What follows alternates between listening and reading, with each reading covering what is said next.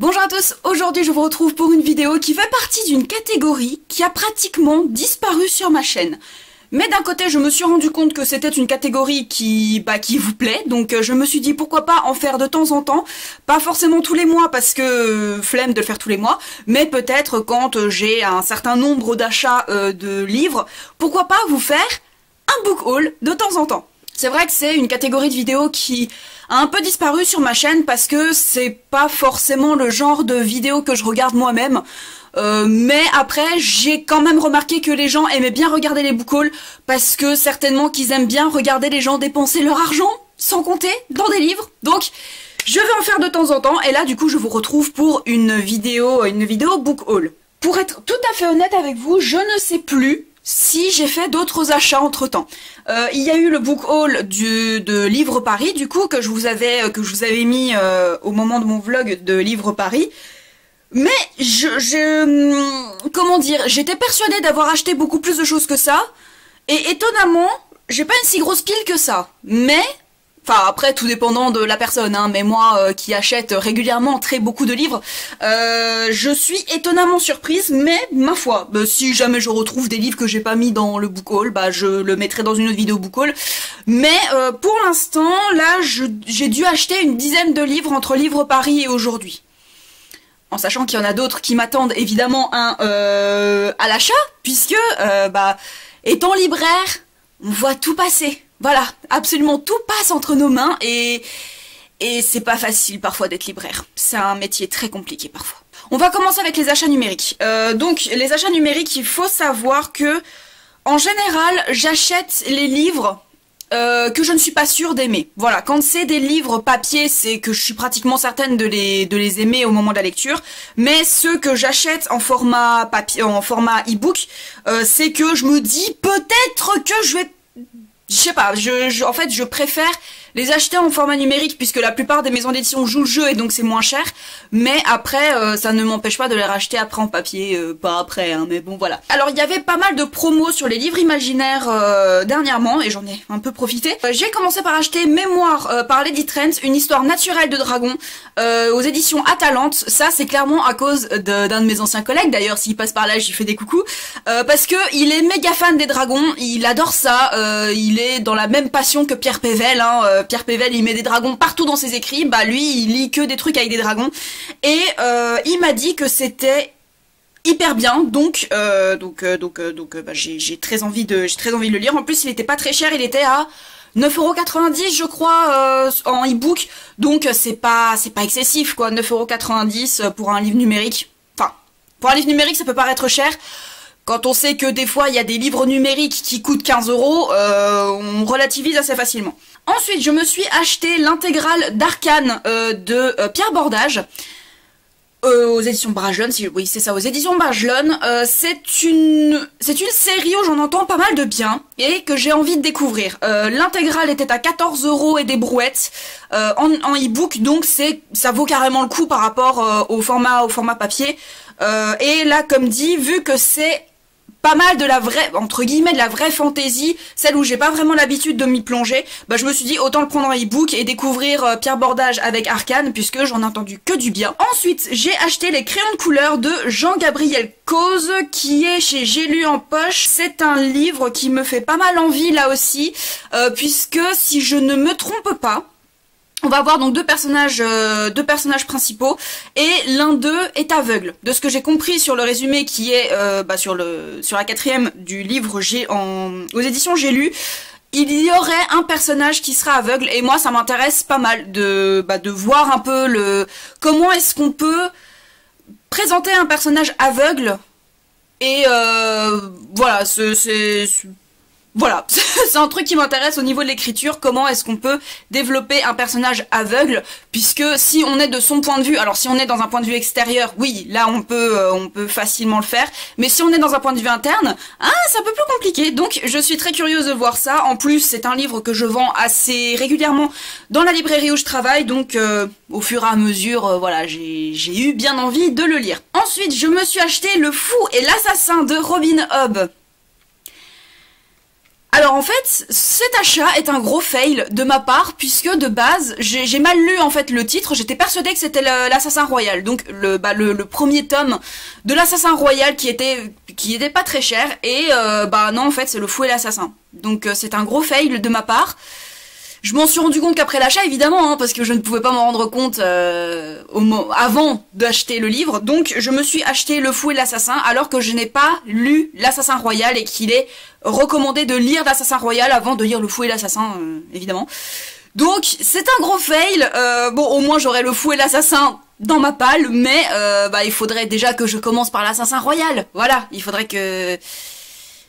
Ensuite, je me suis acheté Vicious de V.E. Schwab, publié aux éditions Lumen. On rentre vraiment dans la thématique du je suis pas sûre de l'aimer, donc on va le tenter en e-book, surtout qu'il y avait une promo. Alors je sais pas si c'était une promo globale sur tout Lumen, ou s'il y avait que quelques titres, mais je trouvais qu'il était vraiment pas très cher. Il me semble qu'il était à 6 € quand je l'ai acheté, enfin 5,99 €. Vu que j'avais surkiffé Shades of Magic, et que j'avais un peu moins aimé Shades of Shadows, il faudra d'ailleurs que je me prenne Shades of Light, comme ça je pourrais terminer la trilogie, mais vu que ça a été coup-ci coup-ça au niveau de cette trilogie, je me dis que Vicious, autant le faire en e-book, et on verra ce que ça va donner, et puis à la limite me le racheter. Ce sera tout pour les achats e-book. Donc vous voyez, j'en ai quand même acheté pas mal ces dernières semaines, parce que aussi il y avait pas mal de promos, je trouvais qu'il y avait pas mal de promos intéressantes au niveau de l'imaginaire, donc bah j'en ai profité évidemment, et du coup on va passer au format papier. Je vais rapidement passer sur ces deux achats parce que c'est des livres que de toute façon j'avais prévu d'acheter pour le mois de la fantaisie. Il y a L'héritage des rois passeurs de Manon Fargeton, publié aux éditions Bragelonne dans leur collection Poche. Et vous comprenez pourquoi j'ai décidé de l'acheter, c'est parce qu'il y avait une offre découverte à 3,99 €. Donc je me suis dit, allons-y. Craquons, c'est mieux quand on craque avec modération, même si on peut pas dire que je craque avec modération vu tout ce que j'ai acheté ces derniers temps, alors que j'ai fait un tri dans ma palle, que je suis en train de re-remplir, hein. On est bien d'accord là-dessus, je suis bien d'accord là-dessus, mais que voulez-vous, être libraire, comme je le disais, c'est un métier compliqué. Et le deuxième livre que je me suis acheté donc pour le mois de la fantaisie, c'est donc Les Chroniques du Chevalier Errant de J.R. Martin, publié aux éditions J'ai lu. La fin de la série Game of Thrones faisant, voilà, le dernier épisode est sorti la semaine dernière, je suis encore en dépression post-goth, à mon avis. Je suis très triste de me dire qu'il n'y aura plus jamais de nouveaux épisodes de la série originale. Je sais qu'il va y avoir des spin-offs, mais de cette série-là, de Game of Thrones, il n'y aura plus rien, et c'est ce qui me rend très très triste. Donc j'ai décidé de me replonger en fait dans l'univers de Westeros avec les spin-offs. Donc il y a les Chroniques du Chevalier Errant que je me suis procuré du coup pour le mois de la fantaisie, où en fait on va suivre un chevalier errant comme son nom l'indique, et en fait il va être en lien avec un personnage très important pour le pays, enfin le continent de Westeros dans sa globalité. Ils le disent dans la 4e de couverture. En fait, il va être en lien avec Aegon Targaryen, qui va être je sais pas combienième roi Targaryen, qui va ensuite... Aegon Targaryen, c'est le arrière-grand-père de Daenerys. Attends, parce que c'est compliqué. Non. T'avais Aerys, il y en avait un autre... Et encore, je crois que c'est à peu près son arrière-grand-père. Je suis pas très calée encore dans l'arbre généalogique des Targaryens, qui est bordélique au possible, mais il va être, du coup, ce chevalier errant va être en lien avec Aegon Targaryen, et ça va être un personnage plus ou moins important dans la vie d'Aegon Targaryen, du coup. Et je me suis aussi pris un autre livre qui me faisait pas mal de l'œil, et surtout après avoir vu les vidéos sur l'histoire de Westeros de Mestre Thibaut. Je vous recommande sa chaîne et cette série de vidéos qui parlent du règne des Targaryens, c'est passionnant. Je me suis bouffé l'intégralité de ces vidéos qui font parfois 30 minutes, hein, 30-40 minutes pour certains règnes. Je me les ai bouffés en 2 jours. En 2 jours top chrono, je ne faisais que ça de mes journées quand je n'étais pas au travail, j'écoutais l'histoire des règnes des Targaryens sur Westeros. Et du coup, pour rester dans la thématique des Targaryens, Feu et sang, les origines du trône de fer, le règne des Targaryens de J.R. Martin. Le premier livre a été découpé en 2 livres, en 2 tomes dans les éditions françaises, et en fait, je crois qu'il sort la semaine... je crois qu'il sort demain en fait. Ou aujourd'hui. Non, c'est aujourd'hui. Oui. parce que du coup, oui, parce que je suis dimanche, mais du coup, je vais sortir ma vidéo mercredi, donc il sort aujourd'hui. Le deuxième tome sort aujourd'hui, donc je m'étais dit, bah tant qu'à faire, autant m'acheter le tome 1, comme ça, j'aurais pas trop à attendre pour le tome 2. Bon, en sachant que je ne sais absolument pas quand est-ce que je vais le lire, hein, parce que c'est pas... on va pas être dans une fiction, ça va pas être avec des dialogues, etc. C'est plus comme des chroniques historiques du règne des Targaryens. Je suis prise de passion par les Targaryens, voilà, je trouve que c'est une famille assez fascinante, quoique un peu spéciale quand même au niveau des alliances et des relations entre frères et sœurs. Les deux derniers livres que je me suis achetés sont, entre guillemets, reliés d'une certaine thématique. Donc je vais commencer par celui-là, donc évidemment Vox de Christina Dalcher, Qu'en parlais-tu, publié aux éditions Plomb, je crois, Nil. Pardon, Nil. Est-ce que c'est surprenant de me voir avec Vox dans les mains? Certainement pas. C'est une dictature un peu à la Servante écarlate, où en fait les femmes sont contraintes de ne pouvoir dire que 100 mots par jour. Et quand on sait que, enfin, 100 mots par jour, c'est un peu compliqué pour exprimer des idées, pour exprimer ses opinions politiques, pour exprimer ses opinions tout court, en fait. Et je trouve la thématique hyper intéressante, le fait que, voilà, les femmes soient restreintes à 100 mots par jour. Alors qu'évidemment, les hommes, ils ont le droit de parler, hein. Ça c'est pas surprenant. Et en fait, on va suivre une femme qui est dans la médecine, enfin docteur en neurosciences, et en fait elle va se voir faire passer un deal pour que elle et sa fille n'aient plus ce bracelet qui les empêche de s'exprimer. Mais évidemment il va y avoir anguille sous roche ou éléphant sous caillou, hein, c'est comme on le sent. Et c'est un livre qui me fait très très envie. Je pense que je vais essayer de le lire pour la semaine à lire. Mais je ne sais pas si je vais y arriver, et surtout que je voulais le glisser dans ma thématique pour le Femini Books Challenge, puisque c'est un roman de SF, hein, puisqu'on est dans une société évoluée où il y a carrément un bracelet qui restreint nos pensées et nos paroles. Donc j'avais très envie de le lire pour le mois de mai, du coup. Pour le Femini Books Challenge, je sais pas si j'aurai le temps de le lire, mais en tout cas, c'est un livre qui me fait très très envie de par ses thématiques, et je pense que ça ne surprendra personne.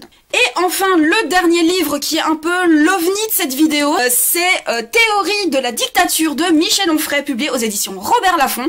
Je suis très intéressée par tout ce qui est société en général. Bah, vous le voyez rien qu'avec mes choix de lecture dans l'imaginaire, j'aime beaucoup la dystopie.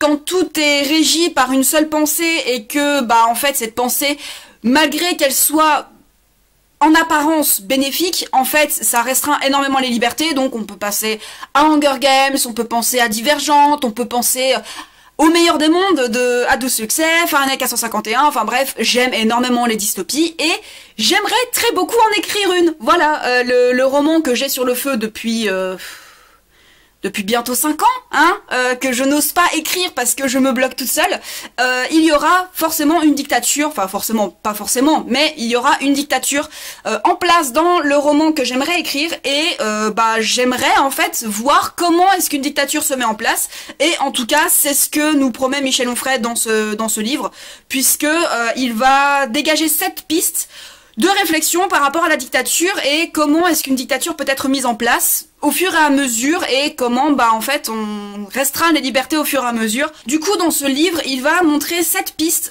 pour comment instaurer une dictature dans nos sociétés modernes.